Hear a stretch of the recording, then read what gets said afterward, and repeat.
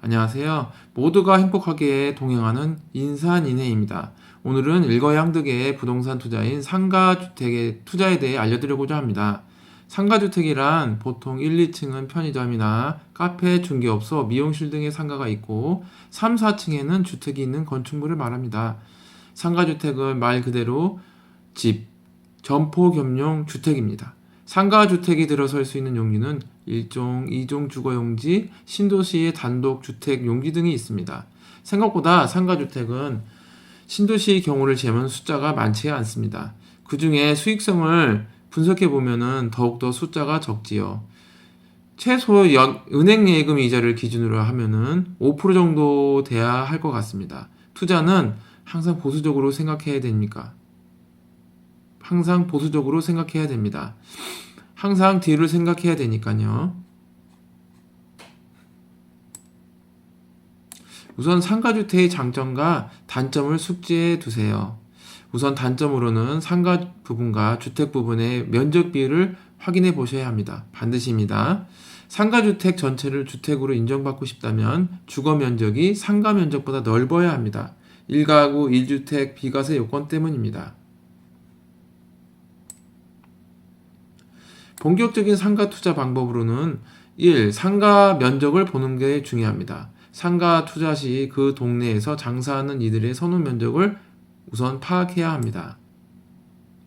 위의 경우처럼 상가 면적이 너무 작거나 유동인구가 없을 시에는 상가 공실이 발생이 매우 높습니다. 그 동네에서 장사하는 세입자들이 가장 선호하는 적정 면적을 반드시 확인하셔야 합니다.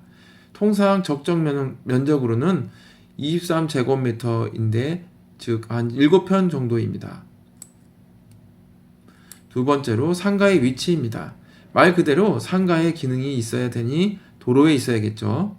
이면 도로나 후미진 곳은 입지로 맞지 않습니다. 보통 6에서 12m 정도의 도로에 접하고 있으며 위의 경우처럼 동네에 도로 진입 초입이 좋습니다. 사람들의 접근성과 유동성이 매우 중요하기 때문입니다. 세 번째, 임차인 등의 월세 밀림 여부를 확인하셔야 됩니다. 상가주택 투자에 있어서 임차인의 월세 밀림 여부는 투자 수익성을 위해 반드시 시간을 두고 확인해 보셔야 합니다. 직접 해당 상가에 가서 어느 정도 장사가 되는지 그리고 주변 상인들이나 중개업자 등의 해당 상가의 임차인의 월세 미납 여부를 확인해 보셔야 합니다. 그리고 꼭 확인하셔야 할 부분은 현 임차인이 주인이 바뀌더라도 장사를 계속할 건지의 여부입니다. 막상 잔금을 치른 날부터 임차인이 나가겠다 하면 난감한 상황에 처하겠죠. 네 번째, 투자 대상 상가주택이 소재하고 있는 동네의 특징 및 상권을 파악하는 겁니다. 대표적인 곳으로 대학가나 직장인 등이 많이 모여 있는 곳, 특히 사회초년생들이나 여성 직장인, 학생들이 등이 있는 곳은 안정적입니다.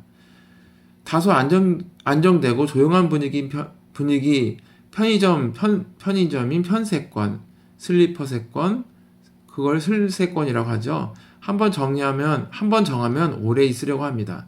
특히 여성들의 경우 집단적으로 옮기는 경향이 있는데 대개 그녀들의 생활권 등이 이러한 환경을 우선하기 때문입니다. 오히려 백화점, 대형마트, 기업형 슈퍼마켓 등이 있는 곳은 상가에 부정적인 영향을 미치고 세입자의 이동이 잦아 수익성 관리에 어려움을 겪는 경향이 있습니다. 이상 4가지 사항을 하시고 상가주택 투자에 유의하셨으면 좋겠습니다. 부디 성공 투자하셔서 인생의 제2막을 화려하게 열어보세요. 곁에서 동행해 드리겠습니다.